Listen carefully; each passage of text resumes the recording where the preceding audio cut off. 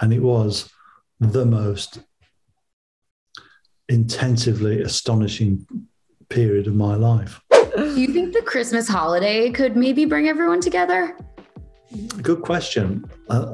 I'm sure that the Queen would invite them, but whether they will accept that invitation, they didn't go last year. So I don't honestly see why they would want to go this year, because it's a long slog with kids, just on the just sheer practical level, unless they borrow a private jet. Right. Good. Oh no, I was going to say that's always an option. Yeah. And obviously Diana seems to be on everyone's mind lately. I mean, all the time. But how do you think she would feel about all these documentaries, movies coming out about her life right now? Well, I mean, yeah, there's Diana the musical, which is on Netflix, which is going to be on Broadway on the 5th of November. You've got the CNN documentary going out now. You've got The Crown, which comes out next year, which deals with the events up to her death and beyond, I think.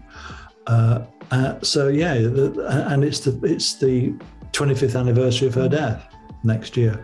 So my inbox is already full of requests for interviews. I'm sure. Because from people making documentaries. So what would she have thought about it? She would have been slightly flabbergasted that there was so much interest so long after she's gone, and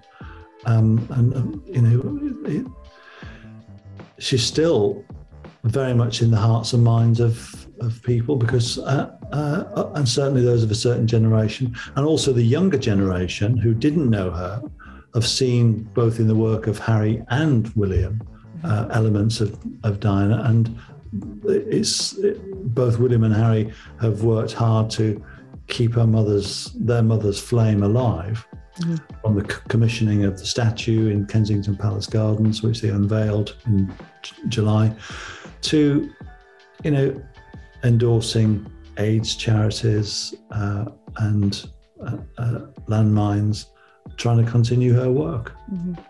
Were you surprised that Harry didn't return to the UK for the donor party for Diana?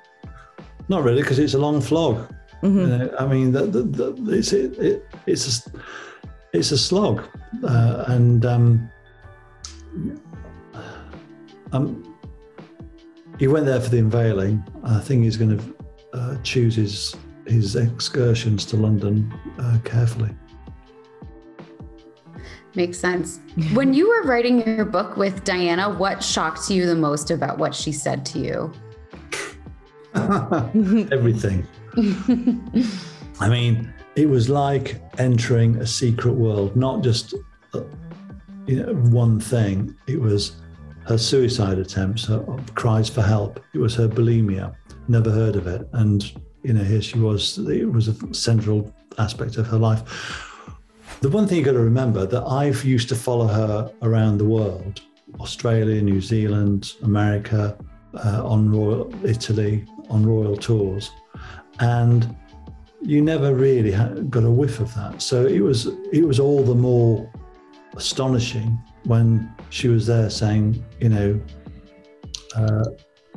there's this woman called Mrs. Camilla Parker Bowles, who was my husband's mistress. Well, people had kind of alluded to these things, but nobody had ever got close to what she was saying. And it was the most intensively astonishing period of my life. Wow. Yeah. Is it still, I mean, like you said, the CNN documentary, they're using obviously the recordings and things like that. It's like, this is the interview that people go back to probably the most. Yeah. I mean, it makes me smile when people are talking, very authoritatively about things. They only know it because they've read it in Diana, Her True Story. Yeah. No, it's so true. It is so true. I'm very proud of that book, and it's a benchmark about Diana's life, about her times, and it will continue to be a benchmark for many years to come. And any future historian writing about the royal family must include that book and its genesis in any explanation. Mm-hmm. I know that you're a consultant on the Crown. Anything that you can tell us?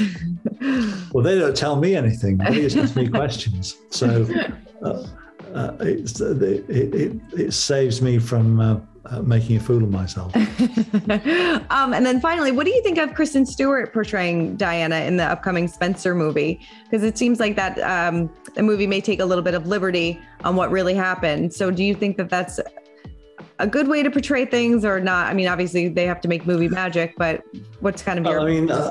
from what I've read, it's got fantastic 5-star reviews. So I'm very much looking forward to it. And because it's showing a very different side. If you know the novel Gormenghast, it's got a kind of a Gormenghastian feel to it. That is to say, it's got that sense of what's the word? A gothic novel, and it has this creepy corridors and watchful servants and eyes that follow you everywhere.